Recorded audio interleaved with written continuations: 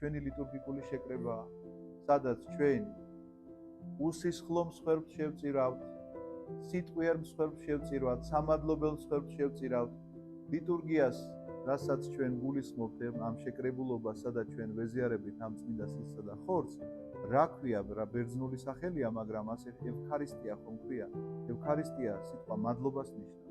ამიტომაც ევქარისტია არის სამადლობელი მსხვერპლი და ამ იქ ხომ დავითის დროსთან კაცრად არის კანონები უკვე დაწერილი, სამადლობლად როგორი მსხვერპლი უნდა შეწირო, სისხლისად უნდა დაღვარო, სად უნდა დაწვა, სად უნდა ხელები დაიბანო და როგორ უნდა შეხვიდეს საერთოდ ამ სამსხვერპლო მსახურებაში.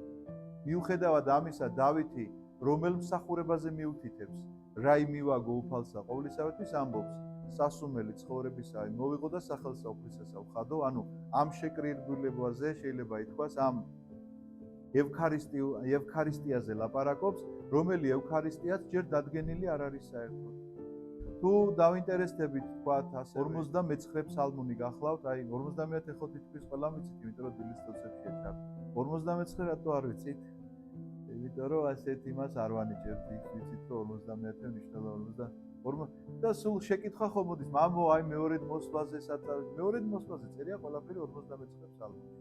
როგორ იქნება სამყაროს განკი, სადაც პირდაპირ ღმერთი ეუბნება ადამიანს, რომ როგორ ხარ შენი ხარები და ვერძები რომ მომიტანდა, მაგას რომ დაკლავო, ფიქრობო რომ ეგ მსიამოვნებსო მე. იქაც ზუსტად ამ სიტყვებს ეუბნება. აი მსხვერპლი, რომელიც შესახებაც წეგან ლაპარაკობს.